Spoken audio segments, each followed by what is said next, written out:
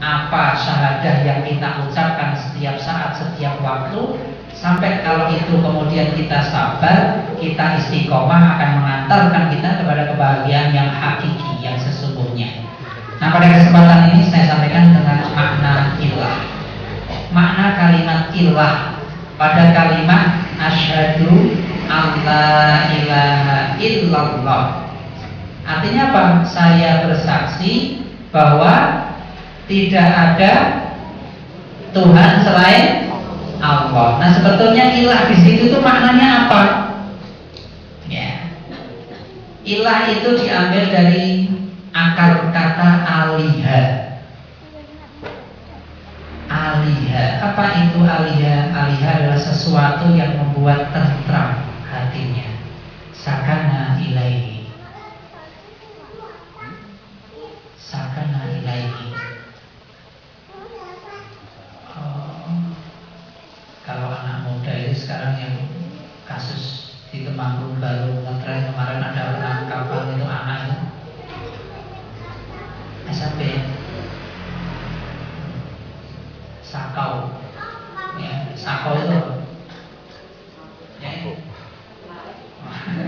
fly, kemudian merasa tenang, hilang kabeh masalahnya karena baru sakau. Nah, ini sakana, merasa tenang, tentram. Sudah dibahas di materi yang kemarin. Ada satu ayat yang membuat kita semakin yakin bahwa tidak ada jalan menuju kebahagiaan, ketentraman, ketenangan hati kecuali beribadah, kecuali ingat kepada Allah. Di Quran surat Ar-Ra'd, Ar-Ra'd itu Bledek Halilintar, ayat yang ke-28. Gimana ayatnya? Allazina amanu, orang-orang yang beriman adalah wa tatma'innu qulubuhum bidzikrillah, adalah orang-orang yang hatinya menjadi tenang dengan mengingat Allah. Dilanjutkan lagi di ayat itu, ala bidzikrillahi tatma'innul qulub. Ingatlah, hanya dengan mengingat Allah lah hati itu menjadi tenang. Sampai diulang coba. Padahal sudah dijelaskan sebelumnya. Kita itu akan menjadi tenang, bahagia, tentram, gitu kan, adem, atine, pikirane, senyum, bahagia, nikmat pokoknya, gitu kan hidup ini. Bizikrillah, dengan mengingat Allah, dengan kita beribadah. Tapi Allah itu tahu kita itu orang gampang percayonan, orang gampang keyakinan. Ndak iyo gitu kan. Ora, soalnya sing mari bahagia tenang ya kalau duwe-duwe pirang-pirang. Di motor kepino, di mobil api, di omah gedung makro, nah wis to bahagia. Oh. Ya enggak? Itu kan yang masuk ke kepala kita. Makanya istighfar diluruskan. Kita seharusnya sama memotivasi ke anak. Ya. Sinau sing sregep. Ben sesuk apa Pak? Ben sesuk biasanya apa? Ben sesuk gampang golek gawean. Ben sesuk dadi wong sugih. Ben sesuk sukses berhasil. Tapi makna sukses berhasilnya ya, Pak biasanya. Ya, yang kita lihat sesuatu yang bernilai materi. Padahal yakin bukan itu kebahagiaan yang hakiki. Selama ini yang salah kita kejar, salah dikejar orang banyak. Ya, berapa kali kita baca Al-Quran, berapa kali kita baca ayat itu. Tapi berapa kali kita juga nggak yakin. Gitu. Kita salah melirik orang, melihat orang. Mesake banget yo. Orang di mobil, kayak mesake. Orang di mobil, kayak mesake. Omahe Pak Mingko yang ngomong. Ada nggak orang yang dimesaki? Mesake jan omah. Gedung makro. Ada nggak? Kita nggak ada ya. Ada. Paling mesake ya sing nyapu ndak telung dina rampung. Gitu paling mesake ya. Asalin ombune saking gedene gitu kan. Tapi kan nggak ada yang sampai ngenes itu kan. Mesake banget aja. Kalau minggu gede koyo ngono ya istana gitu. Wang Sinawak yang di dalam rumah besar itu bahagia enggak? Belum tentu.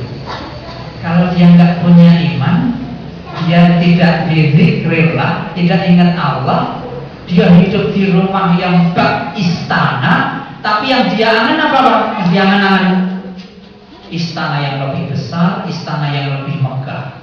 Bahagia nggak dia di situ, di istana yang kita lihat pada saat itu? Nggak bahagia, yakin nggak akan bahagia. Saya mau pilih Mercedes Benz. Mobilnya isu anjing sekarang saya banten-banten ini. Kita yang demek merutang. Coba orang yang juga pengen demek yang mau rasanya aneh ini. Sebenarnya yo meane apa dhewe. Mlebu cara rasa iki yo wis tau paling yo ono lah.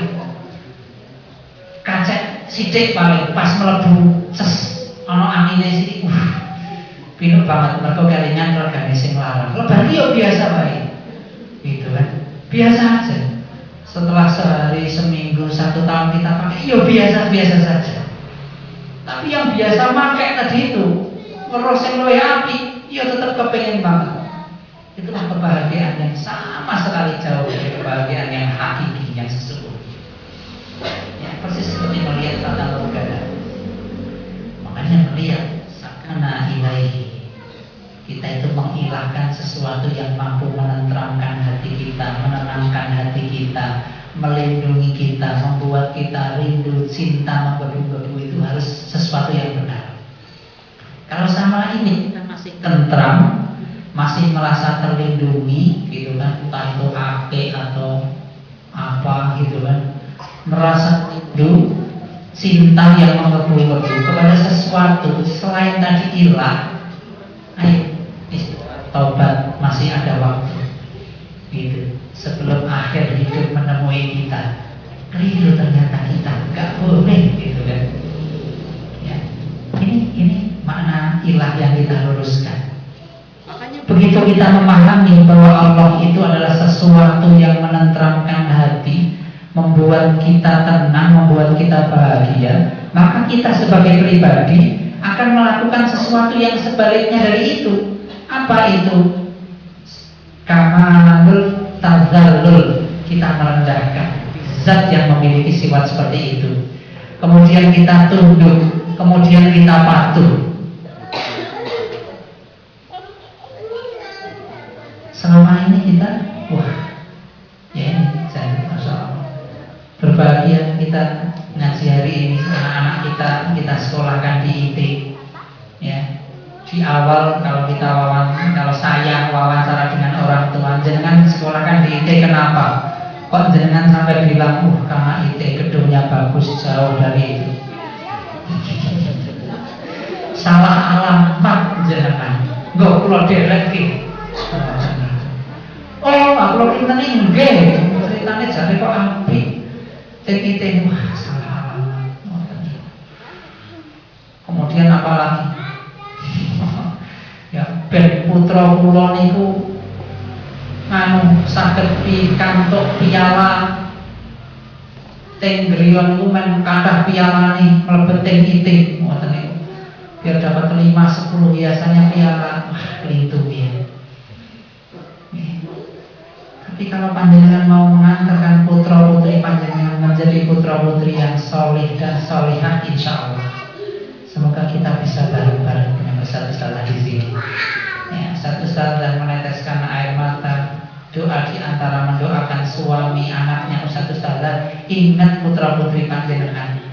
Beliau mendoa, Allah jadikanlah anak-anakku, anak didikku, siswa-siswaku menjadi anak-anak yang soleh-solihah ya Allah. Itu yang dilantunkan oleh ustaz-ustaz.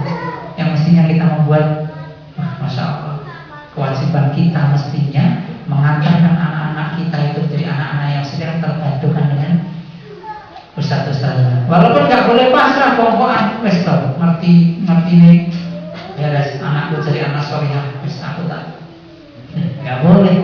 Waktu dengan ustaz-ustaz dengan waktu di rumah lebih banyak yang mana? Tetap lebih banyak yang di rumah. Walaupun panjenengan nggak di rumah, tapi di rumah putra putri panjenengan tetap lebih banyak. Artinya apa? Kita masih punya kewajiban. Makanya ingatkan anak-anak, panjenengan masih punya kewajiban. Ustaz-ustazah ketemu dengan waktu sholat berapa kali? Wajibnya cuma sekali duhur. Asal masih di sini enggak? Sudah enggak? Duha. Masya Allah. Kalau hari Ahad anak-anak diajak sholat duha enggak? Diajak. Kalau panjenengan ngajak oya-oya, tapi panjenengan enggak sholat duha, anak-anak mau enggak? Enggak mau. Paling mudah itu, ya deh, duha ya deh. Ya Allah, bila ilmu tuh kita. Kalau ini kita ekspresif gitu ya, makanya Bapak Ibu harus punya bekal bisa dongeng. Ya, kalau nggak bisa dongeng, belajar sama ustaz-ustaznya bisa dongeng. Dongeng itu salah satu wasilah untuk bicara dengan hati anak-anak kita, ya, dengan ruh anak-anak kita. Karena dongeng itu satu cerita yang dikemukakan dengan bentuk ekspresif, entah itu wajah kita, entah itu kalimat-kalimat yang meluncur di mulut kita, yang itu menyihir anak-anak kita sampai kami tenggelam. Ya Ustaz ya. Makanya jangan kaget kalau Bapak Ibu di rumah kata ustazah, kata ustaz, kemudian Bapak Ibunya kalah. Jangan salahkan ustaz-ustazah, karena ustaz-ustazah bicara pakai hati, pakai metode yang bisa membuat putra-putri kita itu. Kalau anak-anak saya tiba-tibanya dekat sama Ustazah Ali, nggak boleh nih kata Ustazah Ali, kalah Ustazah Ali. Makanya saya sering request sama Ustazah Ali, Ustazah Ali tolong, wah gitu, Dek, Bang, Kak, itu panggilannya. Anak saya yang baru itu kakak, yang kedua abang, yang ketiga adik. Kalau dipanggil cepet Kak, Bang, Dek, gitu panggil gitu kan. Nah, kalau seadanya yang bilang besok atau nanti begini, wah, wis manut kalau Masya Allah. Makanya Bapak Ibu kalau nyekolahkan di tempat kita, ajak komunikasi gurunya senang, wali kelas senang komunikasi. Berarti akan ada satu bentuk komunikasi yang sempurna, dua arah. Ustaz-ustaz tidak hanya mendidik hari Senin sampai Jumat atau Senin sampai Sabtu, tapi kehilangan Ahad, atau pagi sampai siang kehilangan sore sampai malam, enggak, tapi terus menerus. Pagi sampai siang ketemu ustazah, siang sampai sore ketemu ibunya, sore sampai malam, sampai pagi ketemu ayahnya, pagi ketemu ustazahnya lagi. Subhanallah. Ya, inilah tabungan investasi kita yang sesungguhnya. Terakhir, tinggal 4 menit. Baik Ibu sekalian rahimahumullah, jadikanlah ilah, ya. Kalau bahasa Jawa, bahasa Indonesia kita itu Tuhan, ya. Itu adalah sesuatu yang al-marhum. Yang pertama, sesuatu yang menjadi gantungan harapan. Berapa kali sehari kita baca kulhu? Itu kan surat andalan kita. 3 kul katanya. Qul huwallah, qul a'udzu birabbil falaq, qul a'udzu birabbin nas. Itu kan surat paling favorit buat kita. Ya. Ya, Rasul juga surat favoritnya Imam Qulhu. Ya. Sering pakai kuliah Qulhu itu kan. Walaupun kemudian jangan kemudian yang lainnya nggak dipakai.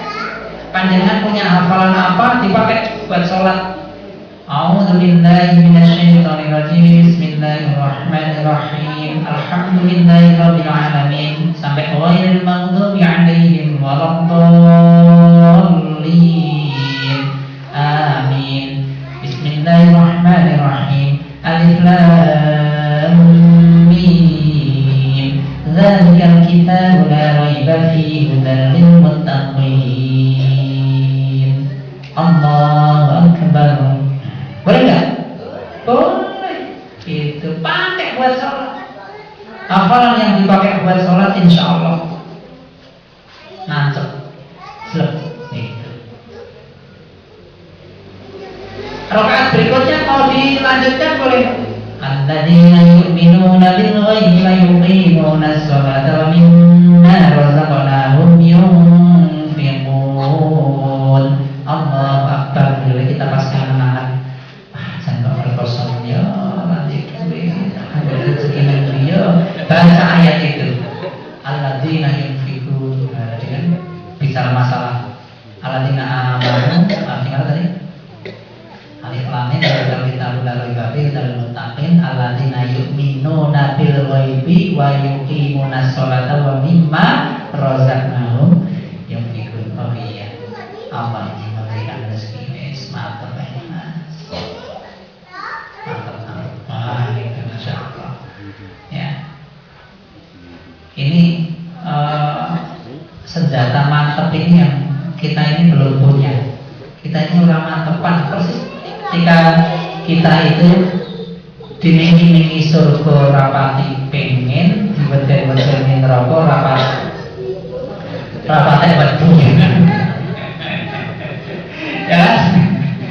Jangan piye coba, gitu kan?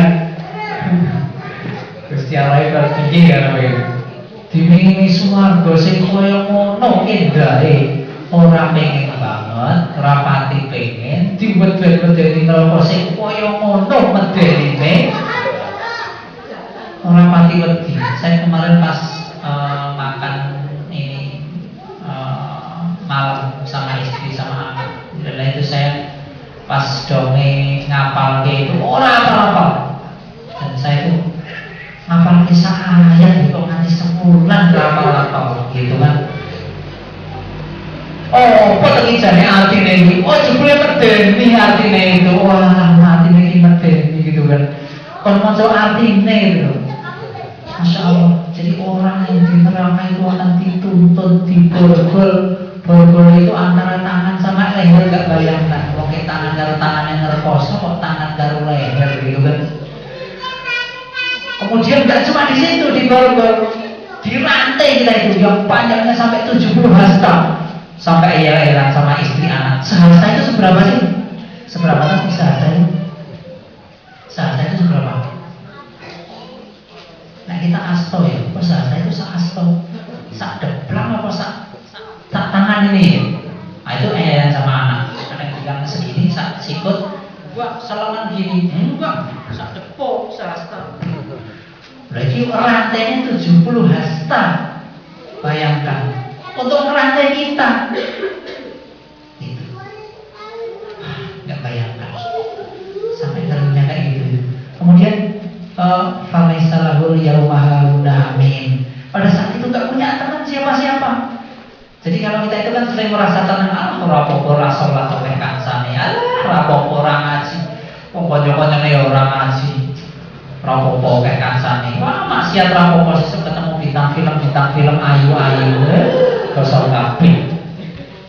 Itu sering merasa tenang karena banyak teman. Ya kok enggak? Ya kok enggak, Bu? Kita ini yang saya berbuat maksiat, berbuat dosa, merasa tenang, tentram, orang mati khawatir karena banyak teman. Nggih mboten? Itu bahaya. Diingatkan di ayat ini, falaisa lahu yaumahuna amin. Pada hari itu enggak punya teman kita. Wala ta'amun illa min ghislin. Tidak ada makanan pada saat itu kecuali darah dan nanah.